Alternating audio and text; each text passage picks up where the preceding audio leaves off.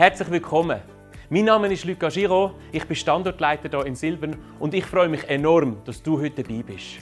Hey, es ist der Wunsch von uns als ganzer Kirche, dass du durch diese Message heute ermutigt wirst und Gott besser kennenlernen kannst.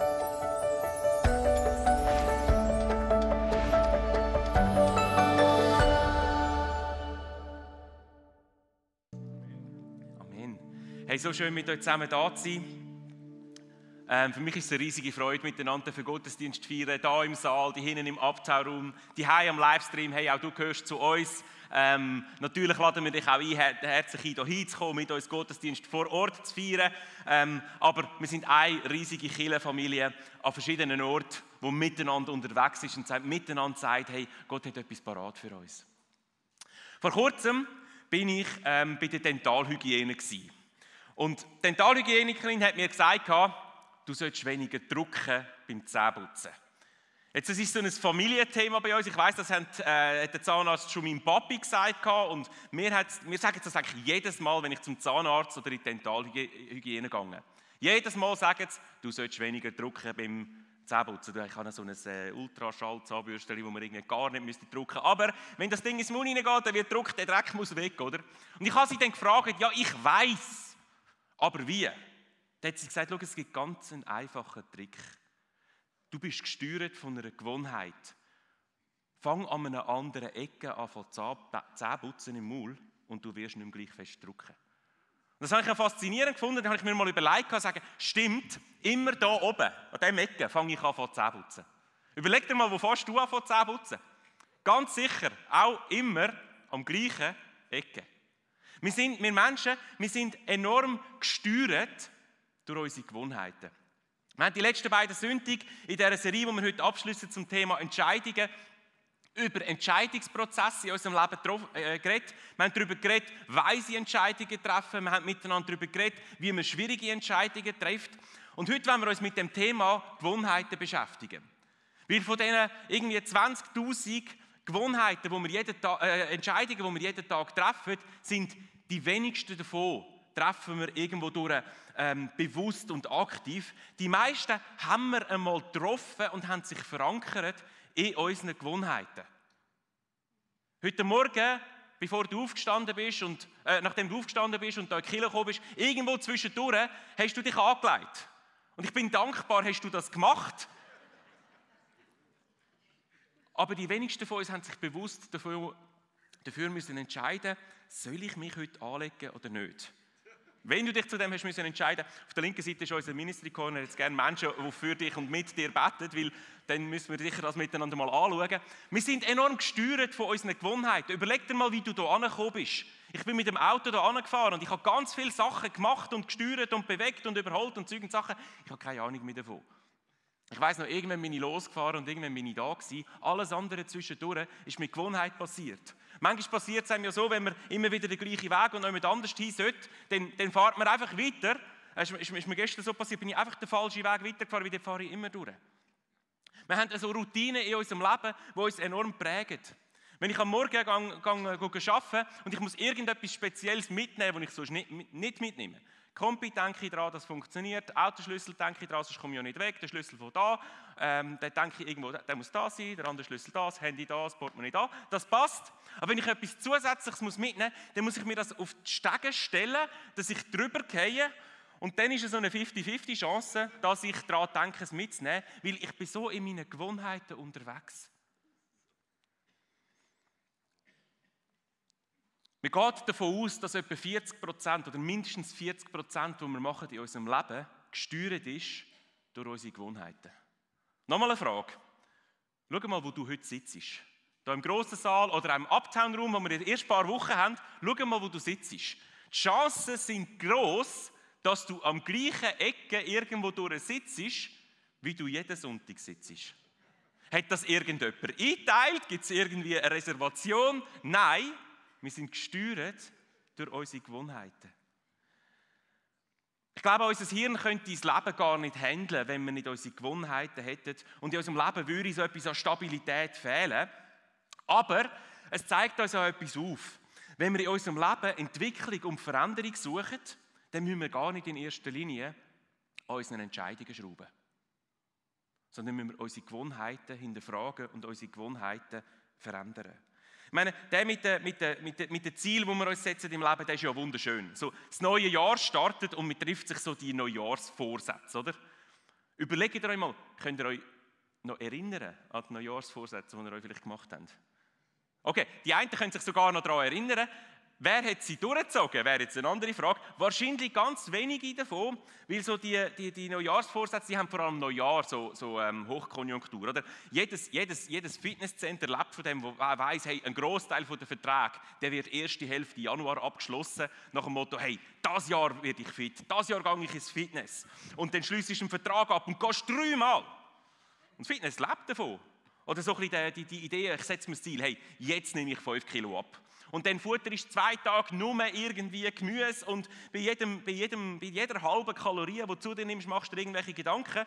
Und nach 2 Tagen guckt es dich an und dann kommt wieder Jockey auf den Tisch, wo du dann die Gedanken nicht mehr ganz so machst. Vielleicht schaust du zu und denkst, ja, ich höre auf rauchen. Schon wieder.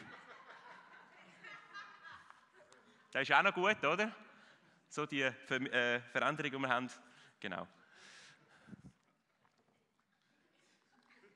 Vielleicht setzt du dir das Ziel, ich will Jesus wirklich kennenlernen und die nächsten 2 Tage lesest du wirklich jeweils ein ganzes Buch in der Bibel. Aber irgendwo durch merken wir, dass die grossen Ziele uns nicht weit bringen. Das, was uns vorwärts bringt, sind die geänderten Gewohnheiten. Der Paulus schreibt das ganz interessant an Timotheus. Lesen wir mal im 1. Timotheus 4, 7-8.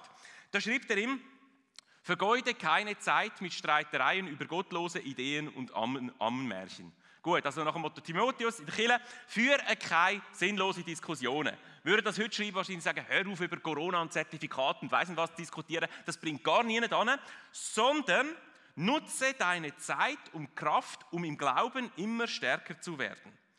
Körperliches Training hat einen gewissen Wert, aber geistliches Training ist noch viel wichtiger, denn es verspricht Gewinn in diesem wie auch im zukünftigen Leben.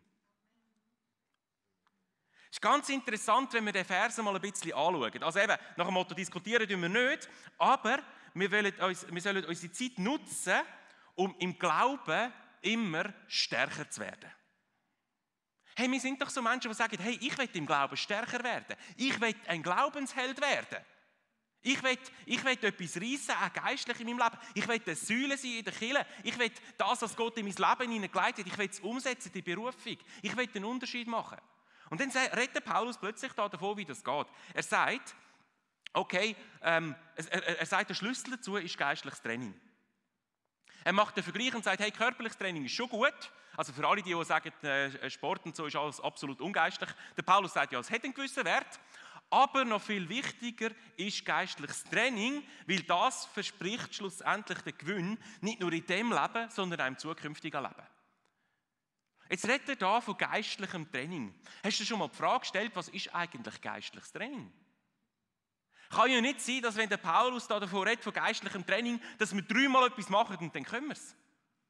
Sondern wenn der Paulus von geistlichem Training redet, wir wissen, wie Training funktioniert. Man macht etwas immer und immer wieder, bis man es immer besser kann und es immer normaler wird in unserem Leben. Ich war gestern seit einigen Wochen endlich wieder mal im Krafttraining gewesen. Und dann merkst du, wenn du es wieder nicht gemacht hast, dann geht es irgendwie, die Gewichte werden wieder schwerer. Weil die Regelmäßigkeit ist der Schlüssel zu Training. Wenn du heute da bist und sagst, jawohl, hey, ich will vorwärts gehen mit Gott, ich will in meinem Leben einen Unterschied machen, ich will ein reifer Christ sein, ich will ein Nachfolger, ein Jünger von Jesus sein, vergiss die grossen Ziele. Vergiss die grossen Ziele, verändere deine Gewohnheiten. Wir wollen heute Morgen miteinander anschauen, wie wir denn das machen in unserem Leben und wie wir das in unserem Leben angehen können. Der erste Schritt zum Verändern von unseren Gewohnheiten, wir müssen verstehen, das Außergewöhnliche, das wir haben, das Außergewöhnliche, das wir sein, das fängt im absolut Gewöhnlichen an. Ich möchte das illustrieren an der Geschichte von einem außergewöhnlichen Mann in der Bibel, nämlich der Daniel. Und der Daniel, den kennt man. Das ist der Daniel in der Leuengrube, oder? Das grossartige Wunder, das er erlebt hat, wo er standhaft geblieben ist im Glauben, auch unter grösstem Druck. Und der König Nebukadnezar hat ihn in die Leuengrube hineingerührt, dass er gefressen wird von Leuen, aber er war dort unten und die Leuen haben ihn nicht angelangt. für das kennt man den Daniel. Und wenn wir nicht auch so Menschen sind, die so außergewöhnlich standhaft sind und wo Gott grosse Wunder tut, natürlich wollen wir das. Aber die Frage, die wir uns ja stellen müssen, ist, wie ist es dort gekommen? Der Daniel war einer von 120 Männern, der von Jerusalem auf Babylon verschleppt worden ist, im Jahr 597 vor Christus, wo der König Nebukadnezar II. Der hat Jerusalem befallen. Und sie haben immer wieder so High Potentials mitgenommen. Und der Daniel ist einer von 120 so High Potentials gewesen, wo sie gesagt haben, hey, die trainieren wir trainieren, die integrieren wir in unsere Regierung, dass denn sie eigentlich das unterdrückte Volk verwaltet, dass das Volk keinen Aufstand macht. Und der Daniel ist einer von diesen 120 gewesen und schlussendlich der herausragendste. Was hat ihn unterschieden von diesen anderen 120? Die Bibel sagt uns nicht wahnsinnig viel davon, aber von etwas lesen wir. Und zwar lesen wir im Daniel 6,11 von dem. Es ist dann so gekommen, die anderen Statthalter, die sind eifersüchtig geworden, haben versucht reinzulegen und sie haben gewusst, der Daniel, das ist einer, der regelmäßig betet. Das ist eine Gewohnheit in seinem Leben. Das ist etwas, was sein Leben ausmacht und stark macht. Das ist eine von diesen Gewohnheiten, von diesen gewöhnlichen Gewohnheiten, die Außergewöhnliches bewirkt. Und sie haben dann dafür gesorgt, dass Beten verboten worden ist. Und dann lesen wir von Daniel 6,11. Daniel wusste, dass dieses Gesetz vom König erlassen worden war. Er ging in das obere Stockwerk seines Hauses, wo er die Fenster, die nach Jerusalem zeigten, immer geöffnet hielt. Trotz des Verbotes kniete er sich nieder, dankte und lobte Gott und flehte ihn an, wie er es auch sonst 3-mal täglich machte. Ich bin überzeugt, dass das den grossen Unterschied gemacht hat im Leben von Daniel. Die regelmäßige Gewohnheit, die er gesagt hat, 3-mal am Tag, so wie es denkt ist im Judentum, jeden Tag, ich kann die Gewohnheit, wie immer, suche ich Gottes Gegenwart. Und das hat sein Leben geprägt und das hat sein Leben verändert. Und er hätte in dieser Situation nicht müssen entscheiden, sagen, oh, wäre heute wieder mal ein Tag und ich könnte mal sagen, ich suche mal wieder Gottes Gegenwart. Sondern er ist sich gewöhnt gewesen und er hat das schon x Tage voran gemacht. Und das ist nichts Außergewöhnliches in seinem Leben, sondern ganz etwas Gewöhnliches, aber es hat am Schluss einen außergewöhnlichen Unterschied gemacht. Wir möchten gerne die Helden in der Leuengrube sein, sind aber nicht bereit, im gewöhnlichen Alltag die kleinen Taten, die kleinen Wege zu gehen, um wir vorwärts kommen mit Gott.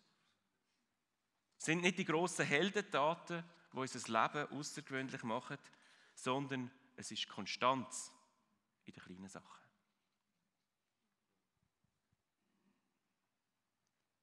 Wenn du jeden Tag 3 Minuten Bibel liest und das durchziehst, Tag für Tag für Tag für Tag, und plötzlich merkst, hey, ich kenne Gott mehr, ich kenne die Bibel besser, ich merke, da kommt ein Unterschied in meinem Leben. Wenn irgendeine Frage oder irgendetwas auftaucht, merke ich plötzlich, ich habe doch etwas gelesen dazu. Das kleine Gewöhnliche, das plötzlich zum Außergewöhnlichen führt. Oder es geht gar nicht nur um die geistlichen Sachen. Etwas Kleines, wo man sagt im ganzen Thema Gesundheit ist, wenn man anfängt, Stegen laufen statt Lift fahren. Es hat eine Untersuchung gegeben in Maryland in den USA. Jede einzelne Treppenstufe verlängert dein Leben ungefähr 3 bis 4 Sekunden. Jede einzelne. Du kannst in deinem Leben bis zu 2 Jahre länger leben, wenn du Stegen laufst statt Lift fährst. Gut, man sagt, dann verbringst du 2 bis 3 Jahre mit Stegen laufen, aber das ist ein anderes Thema. Dafür bist du noch gesund im Alter. Die kleinen Taten, die kleinen gewöhnlichen Taten bringen am Schluss das Außergewöhnliche. Jeden Abend vor dem Fernseher Jockey weglassen, statt der grossen Diäten. Und du merkst plötzlich, hey, erstens mal habe ich mich daran gewöhnt, nicht mehr so viel Jockey zu essen und die Waage macht auch noch mit. Das Außergewöhnliche in unserem Leben fängt an im ganz Gewöhnlichen. Das Zweite, was wir verstehen zu den Gewohnheiten ist, lieber klein und regelmäßig als gross und sporadisch. Ich habe es schon mal erzählt, Judith und ich, wir haben ja Anfang 2022 haben wir Dienstaltersgeschenk, ein bisschen grössere Ferien vor.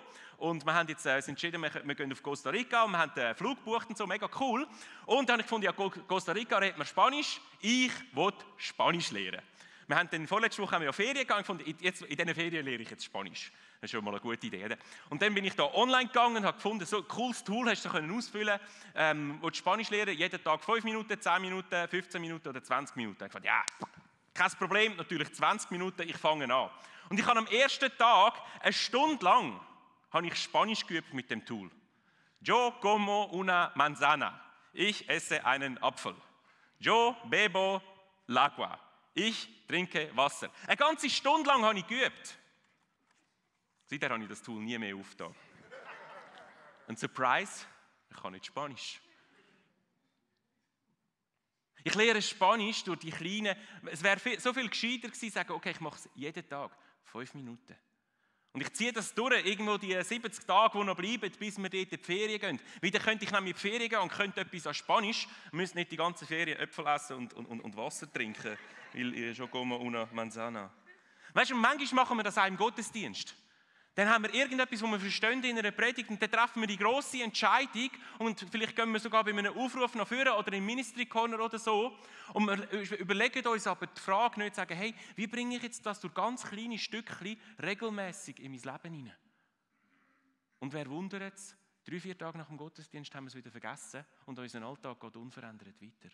Dabei will Gott uns doch helfen, das durch kleine Sachen, durch kleine Schritte in unser Leben hinein umzusetzen.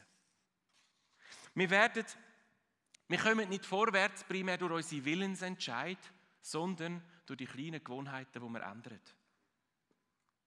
Ein Pastor aus den USA hat es noch cool formuliert, er hat gesagt, successful people do consistently what other people do occasionally. Erfolgreiche Menschen tun Sachen konstant, die andere Menschen nur sporadisch tun. Weißt du, das finden wir auch in der Bibel wieder für unsere geistliche Entwicklung. Galater 6,9 sagt der Paulus, deshalb werdet nicht müde, Gutes zu tun. Lasst euch nicht entmutigen und gebt nie auf. Also da redet er davon, von einem Prozess, von dem, was wir machen und das, was wir umsetzen in unserem geistlichen Leben, im Umgang mit anderen. Das ist etwas, was wir immer und immer und immer wieder machen. Weil wenn du etwas ja nur einmal machst, dann wirst du ja nicht müde. Und dann kannst du ja gar nicht aufgeben, wenn du es ja einmal gemacht hast und es vorbei ist. Und dann sagt er, denn zur gegebenen Zeit werden wir auch den entsprechenden Segen ernten. Wiederholt das kleine, richtige Tun führt zum Segen in unserem Leben. Also das Erste, das Außergewöhnliche fängt im Gewöhnlichen an. Das Zweite, lieber klein und regelmäßig als gross und sporadisch. Und das Dritte zu unseren Gewohnheiten ist, unsere Gewohnheit oder das Verhalten fängt in unserer Identität an. Beim Aufbau, auch wenn wir neue Gewohnheiten vielleicht wollen, die unser Leben übernehmen, dann kommen wir sehr schnell vom Ziel her.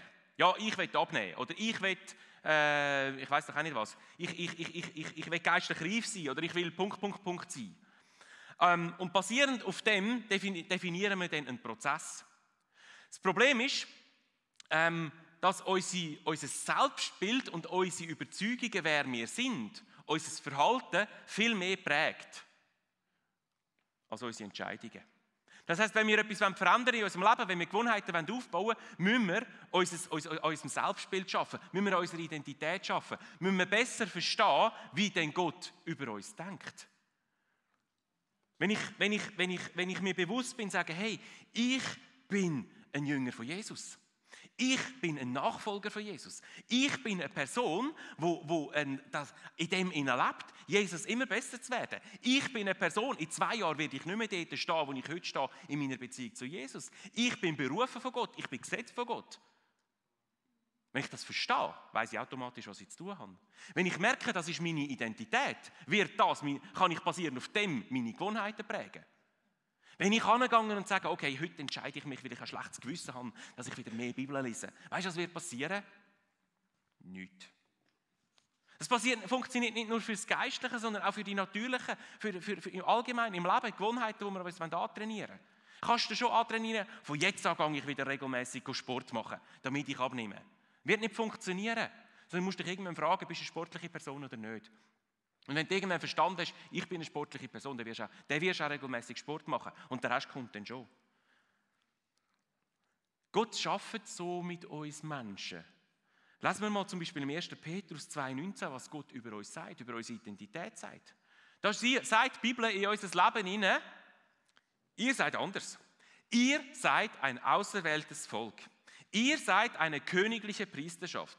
Ihr seid Gottes heiliges Volk, sein persönliches Eigentum. So seid ihr ein lebendiges Beispiel für die Güte Gottes, denn er hat euch aus der Finsternis in sein wunderbares Licht gerufen. Das sagt Gott über dir. Das sagt Gott über uns als Kirche. Das sagt Gott über Silvan. Egal, wo in welchem Raum du hockst oder mit dem Livestream bist, das sagt Gott über dich. Die Frage ist, glaubst du das? Bist du dir bewusst, dass das deine Identität ist? Oder müssen wir vielleicht lernen, die Identität von Gott besser zu verstehen? Und jetzt überleg dir mal, wenn das zu unserer Identität geworden ist, wenn wir verstanden haben, hey, ich bin Gottes Eigentum, ich bin sein auserwähltes Volk, ich bin seine königliche Priesterschaft, ich gehöre zu ihm, er hat mich gerufen, er hat mich gesetzt, er hat mich ausgewählt, er ist mit mir. Basierend aus dem heraus ist es doch ganz anders, anfangen das umzusetzen in unserem Leben durch gute Gewohnheiten. Hey, wenn ich das bin, wenn Gott das sagt über mich und ich das verstanden habe, dann wird doch das zu ganz anderen Gewohnheiten führen in meinem Leben. Sagen, hey, weißt du was, ich glaube, wenn Gott das über mir sagt und ich das bin, dann will ich ihn doch wirklich kennenlernen. Und dass ich ihn kennenlernen kann, dann lese ich doch in die Bibel, dann komme ich doch in den Gottesdienst, dann erwarte ich doch, dass Gott etwas tun durch mein Leben. Dann kann ich doch das zu meiner Gewohnheit machen. Und weißt du, was nachher passiert? Wenn wir die Identität verstanden haben und die Gewohnheiten umsetzen in unserem Leben, wird das die Identität wieder stärken. Gute Gewohnheiten fangen nicht beim Resultat an, sondern bei unserer Identität. Das Wer kommt vor dem Was. Ich kann das auch für andere Sachen machen. Vielleicht schaust du die Message und eines von deinen Themen ist, du möchtest aufhören zu rauchen. Und dann bist du irgendwo im Büro oder im Militär oder weiss nicht was und sagt dir jemand, willst du auch eins? Willst du auch eine? Was sagst du? Sagst du, nein, danke, ich bin am Aufhören? Das heißt, ich bin eigentlich ein Raucher, der aber daran ist, sich abzugewöhnen? Oder sagst du, nein, ich rauche nicht. Ich rauche nicht mehr. Ich bin ein Nichtraucher. Klär deine Identität. Das Wer kommt vor dem Was. Wer möchtest du sein? Musst du dir vielleicht einmal überlegen, wer möchtest denn du sein? Zu was hat Gott dich gerufen und wer möchtest du sein? Möchtest du eine gesunde Person sein? Automatisch wird das Auswirkungen haben auf deine Bewegung, auf dein Essen. Möchtest du ein guter Vater sein? Dann wirst du automatisch dir Zeit nehmen, wirst Aufmerksamkeit schenken, wirst dir überlegen, wie kann ich ein Vorbild sein? Möchtest du vorwärts kommen im Glauben, wirst du dein geistliches Leben pflegen. Wirst in den Gottesdienst kommen, wirst mittragen in der Kirche. Lass deine Identität, deine Gewohnheiten prägen. Wenn du weißt, wer du willst sein, wer du bist, dann weisst du auch, was du zu tun hast. Und wenn du das nachher tust, wirst du auch werden, wer du willst sein. Lass deine Identität, deine Gewohnheiten prägen. Und der 4. Punkt zu unseren Gewohnheiten ist, schaff mit deinem Trainer. Jetzt merken wir aber doch, irgendwo durch ist da noch eine Spannung in unserem Leben. Irgendwie merken wir, all die Punkte, die sind richtig und die sind gut und die setzen wir um und vieles gelingt auch, aber gewisse Sachen, die wir wollen, die gelingen uns doch nicht. Der Paulus beschreibt das im Römer 7, Verse 18 bis 19. Da schreibt er, ich weiß ja, dass in mir, das heißt in meiner eigenen Natur, nichts Gutes wohnt. Obwohl es mir nicht am Wollen fehlt, bringe ich es nicht zustande, das Richtige zu tun. Ich tue nicht das Gute, das ich tun will, sondern das Böse, das ich nicht tun will. Jetzt, das kennen wir alle bei unseren Gewohnheiten. Gewisse Sachen, die wir uns antrainiert haben, gewisse Sachen, die wir uns entscheiden, die wir umsetzen in unserem Leben, wo wir nachher plötzlich merken, eigentlich kann ich ja schon wählen, aber der Schokoriegel hat schon fein ausgesehen, obwohl. Jetzt kann man das innere Schweinehund nennen, die Bibel erklärt es ganz anders. Die Bibel zeigt auf, hey, weißt du was, der Mensch ist ein Sünder. Der Mensch hat sich entschieden, seinen eigenen Weg zu gehen. Der Mensch hat sich entschieden, Gott nicht zu gehorchen. Der Mensch geht an dem Ziel, das Gott für ihn geschaffen hat, vorbei. Das nennt die Bibel eine Sünde, Zielverfehlung. Und weil wir Menschen Sünder sind, werden wir auch immer sündhafte Resultate hervorbringen. Das heisst, weil wir Menschen sind, die am Ziel vorbeigehen, werden wir auch immer am Ziel vorbeigehen. Und das wird auch immer sichtbar werden in unserem Leben. Das wird auch immer ziehen. Und das ist das, was der Paulus da beschreibt. Er sagt, ja, eigentlich will ich ja schon, aber da gibt es noch eine andere Kraft, die in meinem Leben hineinzieht. Nämlich die Kraft der Sünde. Weißt du, und das zieht sich in alles hinein. Das zieht sich nicht nur irgendwo in dein Bibellesen und in dein Betten hinein. Das zieht sich in dein Vatersein, das zieht sich in dein Muttersein, das zieht sich in dein Mitarbeitersein, das zieht sich in deinen Umgang mit deinem Körper hinein. Wir Menschen sind halt Menschen, die am Ziel vorbeigehen, weil wir sind Zielverfehler. Und da kommt jetzt Jesus ins Spiel. Wo Jesus die Strafe für die Sünde auf sich nimmt und uns anfängt befähigen, anders zu leben. Jetzt sind wir so in einem Mittelding rein. Eines Tages werden wir ganz bei ihm sein und die Spannung, die wird weg sein. Dann werden wir nur noch das Richtige tun. Nur noch das, was wieder voll im Ziel ist. Jetzt sind wir so im Mittelding rein, wo wir schon gewisse Sachen in unserem Leben umsetzen können, weil wir verstanden haben und gewisse Sachen, wie es der Paulus da beschreibt, die uns immer mal wieder in die andere Richtung zieht. Aber weißt du was? Jesus lässt uns nicht allein, sondern die Bibel sagt, der Heilige Geist lebt in uns innen. Und da tut er sein Werk.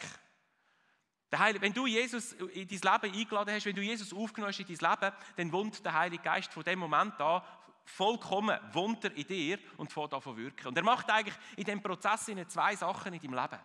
Das eine ist, er schenkt dir Gnade. Er sagt, hey, weißt du was, deine Identität verändert sich nicht, auch wenn du immer mal wieder am Ziel vorbeischiessest. Er sagt, hey, weißt du, das ist Gnade. Du hast es nicht verdient, du hast es verdient, dass dir die ganze Identität weggenommen wird. Aber das macht er nicht. Er schenkt dir immer wieder Gnade, auch Gnade mit dir selber. Auch Gnade im Umgang mit dem, wenn du eben wieder versagt hast, wenn du es wieder versifft hast. Und das Zweite, was er macht, er schenkt dir Hilfe und Befähigung in deiner Entwicklung. Er ist in dir dran, dich am Trainieren, er sagt, hey komm, du schaffst das. Hey komm, zusammen packen wir das. Hey komm, ich helfe dir. Hey komm, Achtung. Hey komm jetzt, go.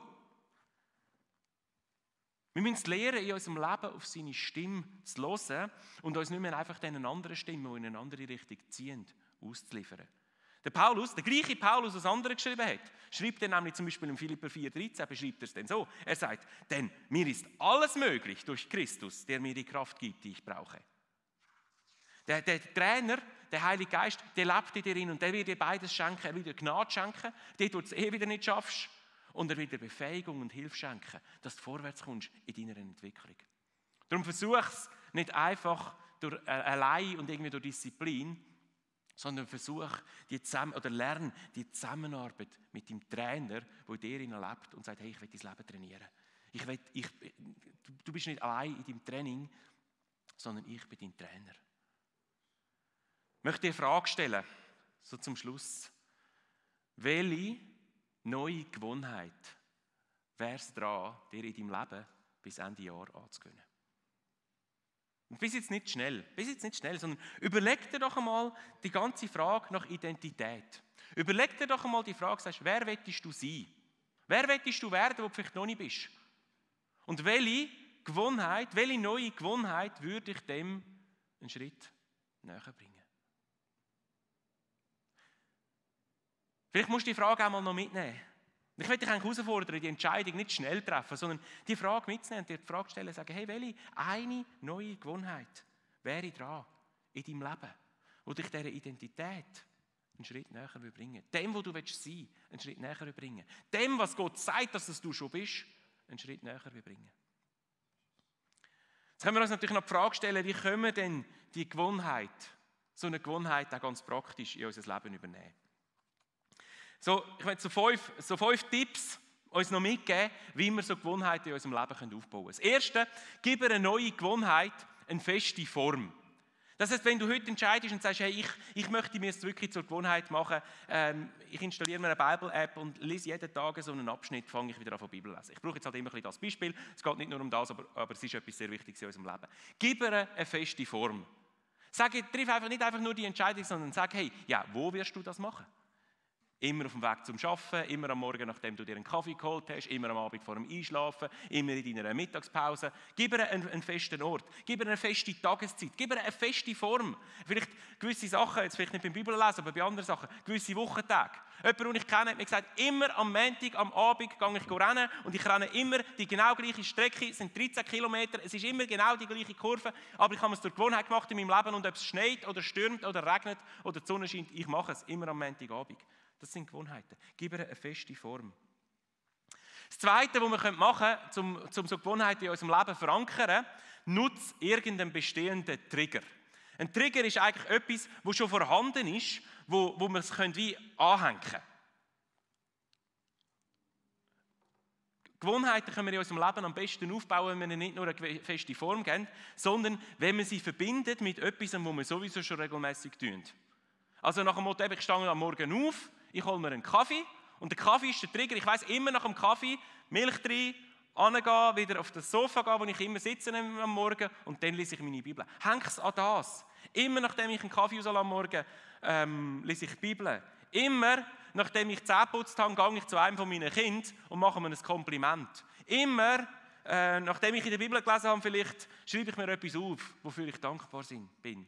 Immer, wenn ich aus dem Gottesdienst heimkomme, nehme ich mir 5 Minuten Zeit, sitze auf dem Sofa und überlege mir, wie ich das von der Predigt in der kommenden Woche umsetze. Nutze einen Trigger, nutze etwas, was du sowieso schon machst. Und jetzt hast du vielleicht vorher eine Gewohnheit neu überlegt, was könnte der Trigger sein dafür? Der Trigger ist ganz ein grosser Schlüssel. Weil wenn du einfach sagst, ja, ich werde das machen, irgendwann, irgendwie, falls ich daran denke, kann ich dir prophezeien, was passiert. Nichts. Das ist nicht schwierig. Das Dritte, wie wir Gewohnheiten in unserem Leben ganz praktisch umsetzen können, ist, belohn dich für deine Gewohnheiten.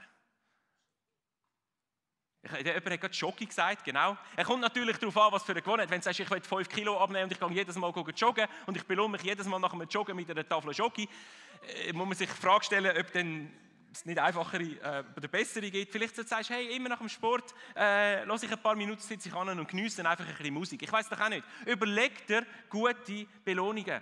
Wichtig ist, dass du sie vorher überlegst und sagst, hey, okay, immer nach dem, weiss doch auch nicht was. Mein Trigger fürs Bibellesen ist Kaffee und dann lese ich die Bibel lesen und immer, wenn ich die Bibel fertig lese habe, dann lasse ich mir den zweiten Kaffee raus. Und dann kannst du dann das nächste Jahr dir die Gewohnheit vom Kaffee trinken abgewöhnen. Belohn dich. Das Vierte, genau, das wäre vielleicht noch zum Belohnen, genau, fürs Abnehmen. Genau. Das Vierte, wie wir uns Gewohnheiten ganz praktisch angewöhnen in unserem Leben, ist, mach es einfach. Mach es so einfach wie möglich, weil du wirst automatisch genug Widerstand haben. Leg doch am Abend die Bibel schon parat, ob dort beim Sofa, wo du am Morgen wirst Bibel lesen, dass du nur noch hinsitzen kannst und sie geht schon offen. Beim Pfingstler Apostelgeschichte 1,8 sollte gerade aufgehen. Genau. Pack die Sporttasche schon am Abend voran. Bei neuen Gewohnheiten ist es nämlich meistens so, dass es uns schwerfällt, nachher in der Umsetzung zu starten. Wenn du angewöhnst, ich will regelmäßig vielleicht joggen oder so, es sind die ersten 10 Meter, die schwieriger sind. Wenn du mal losgerannt bist, dann rennst du dann schon. Vielleicht nicht so weit, aber rennst wenigstens schon mal. Mach dir es einfach, mach dir den Start einfach. Und das Fünfte, Start klein. Klein und regelmäßig ist besser als gross und unregelmäßig. Lieber täglich einen Vers in der Bibel lesen, als monatlich ein Kapitel. Versuch auch nicht zu viele neue Gewohnheiten aufs Mal anzufangen. Die eine Gewohnheit, die in deinem Leben einen grossen Unterschied könnte machen. Die eine Gewohnheit, die dich dem, was du sein willst, zu dem, was dich Gott gerufen hat, einen Schritt näher bringt. Die eine Gewohnheit. Das Kleine, regelmäßig gemacht, kann das Grosse bewegen. Ich möchte das demonstrieren an dem. Das Kleine, regelmäßig gemacht, kann das Grosse bewegen.